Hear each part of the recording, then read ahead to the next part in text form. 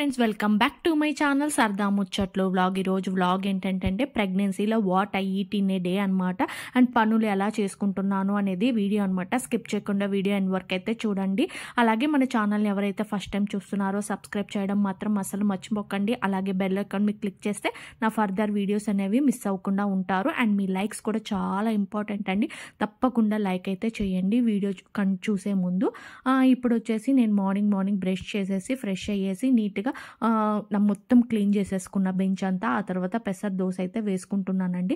పెసర దోశ వేసుకునే ప్రాసెస్లోనే బాదం పప్పు నైట్ నానబెట్టాను కదా, అవన్నీ కూడా తీసేసుకున్నాను అనమాట. డ్రై ఫ్రూట్ జ్యూస్ చేసుకుందామనేసి అవన్నీ కిస్మిస్ అనమాట. ఇంకా మొత్తం అవన్నీ బ్రేక్ఫాస్ట్ అయిన తర్వాత కొద్దిసేపు తాగుదామని. అండ్ బ్రేక్ఫాస్ట్లో వచ్చేసి పెసర దోశ చట్నీ కూడా చేశానండి. బట్ నాకెందుకో చట్నీ తినబుద్ధి కాలేదు. సో అందుకని కొంచెం మామిడికాయ ఊరగాయ వేసుకొని బ్రేక్ఫాస్ట్ అయితే కంప్లీట్ చేస్తున్నాను అనమాట. అండ్ అలాగే ఈ టైంలోనే కసు కూడా చిమ్మేసుకున్నాను బిఫోర్ బ్రేక్ఫాస్ట్ అనమాట. అవన్నీ కంప్లీట్ చేసుకున్న తర్వాత బ్రేక్ఫాస్ట్ అయితే తింటున్నాను. అరౌండ్ 8:30కి అలా తింటున్నాను అనమాట బ్రేక్ఫాస్ట్ అయితే. నేను బ్రేక్ఫాస్ట్ అయిపోయిన తర్వాత డ్రై ఫ్రూట్ జ్యూస్కి అనేది ప్రిపేర్ చేసుకుంటున్నాను.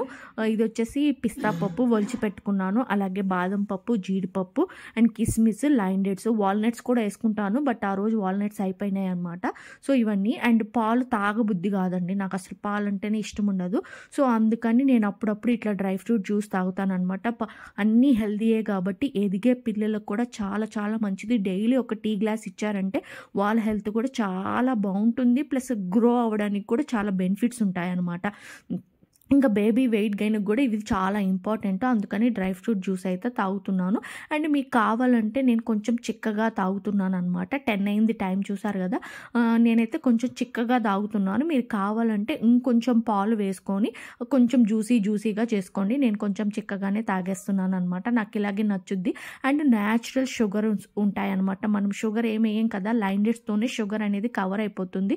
చాలా మంచిది. ప్రెగ్నెంట్ లేడీస్ ఎవరైనా తాగొచ్చు. ఒకవేళ ప్రెగ్నెన్సీలో డయాబెటీస్ ఉన్న వాళ్ళు కూడా తాగొచ్చు, నో ప్రాబ్లం. అయినా ఒకసారి మీ డాక్టర్ని కన్సల్ట్ కూడా చేసుకోండి, మంచిది. అండ్ నేను ఇంకా ఫ్రెష్ అయిపోయాను. తిన్న తర్వాతే పూజ అయితే చేస్తున్నానండి. ఎందుకంటే ఈ టైంలో తినకముందు చేయలేము. సో దేవుడికి కూడా తెలుసు మనం ఏ పొజిషన్లో ఉన్నామో. సో అందుకని నేను ఇంకా ఫ్రెష్ అయిపోయాను. ఫ్రెష్ అయ్యేసి పూజకైతే చేసేసాను అనమాట. పూజ కూడా చాలా బాగా జరిగింది. ఇంకా పూజ అయిపోయిన తర్వాత ఇంకా నేను అప్పుడు 11 o'clock అట్లా అయిందనమాట టైము. సో నేను అప్పుడు ఒక బనానా అయితే తింటున్నానండి 11 o'clockకి. అండ్ బనానా వల్ల బెనిఫిట్స్, డైలీ ఒక బనానా తినండి. వెయిట్ గెయిన్ అవుతాము, బట్ బేబీ వెయిట్ గెయిన్ చాలా గ్రో అవుతుంది అనమాట. సో బనానా అనేది కంపల్సరీ తినండి. ఆ తర్వాత మా హస్బెండ్ అయితే చికెన్ తీసుకొచ్చారు ప్రోటీన్ కోసం అని చెప్పేసి. ఇంకా నేనైతే చికెన్ కర్రీ అయితే చేసేస్తున్నాను అనమాట. ఇంకా ఫ్రెష్ అయిపోయాను కదా, ఇంకా అన్నం వచ్చేసి పక్కన వండేసాను. ఇంకా తర్వాత చికెన్ కర్రీ కూడా చేసేస్తున్నాను. చాలా సింపుల్ అండి చికెన్ కర్రీ కూడా. మసాలాస్ ఏం వేయట్లేదు. అల్లం ఉల్లి పేస్ట్ వేస్తాను, లాస్ట్లో ధనియాల కొబ్బరి పొడి వేస్తాను, అంతే. ఇంకా ఏం వేయను. కావాలంటే ఫుల్ వ్లాగ్ మన ఛానల్లో ఉంది, ఒకసారి చూడండి. చికెన్ కర్రీ చాలా టేస్టీగా ఉంటుంది. అండ్ ఆఫ్టర్నూన్ లంచ్ వచ్చేసి రైస్, చికెన్ కర్రీ. చూడండి కర్రీ కూడా కొంచెం ఎక్కువగానే తింటున్నాను అనమాట. యాక్చువల్గా ఇంత కర్రీ తినను, బట్ ఈ ప్రెగ్నెన్సీ టైంలో అనేది ఫుడ్ చాలా ఇంపార్టెంట్ అనేది కొంచెం కేరింగ్గా తింటున్నాను అనమాట. ఇంకా మనకి నచ్చకపోయినా కానీ మన బేబీ కోసం తినాలి కాబట్టి తింటున్నాను. So chicken curry and rice చాలా టేస్ట్ వచ్చింది. చికెన్ కర్రీ అయితే సూపర్ అనిపించింది. మసాలాస్ కూడా ఏముండవు కాబట్టి మనకు అంతగా ఏం ప్రాబ్లం ఉండదు. ఇంకా 4 o'clock అయిపోయింది. ఇంకా కొద్దిసేపు అటు ఇటు పడుకొని ఇంకా ఫోన్ చూసుకొని ఆ తర్వాత 4 అయిన తర్వాత ఇంకా ఇది అయితే తింటున్నానండి. యాపిల్ అనమాట. యాపిలే కాదు, యాపిల్ అయితే తింటున్నానండి. యాపిల్ అనే కాదు, మోసంబి తింటాను, లేదంటే కమలాకాయ తింటాను, యాపిల్ తింటాను, లేకపోతే బనానా తింటాను, జాంకాయ తింటాను, సీతాఫల్ తింటాను. మనకి ఉండే ఫ్రూట్ని బట్టి తింటాను అనమాట. ఆ రోజు నాకు యాపిల్ తినాలనిపించింది అని యాపిల్ తింటున్నాను. అండ్ నా ఐబ్రోస్ కూడా చూడండి ఎట్లా ఉన్నాయో.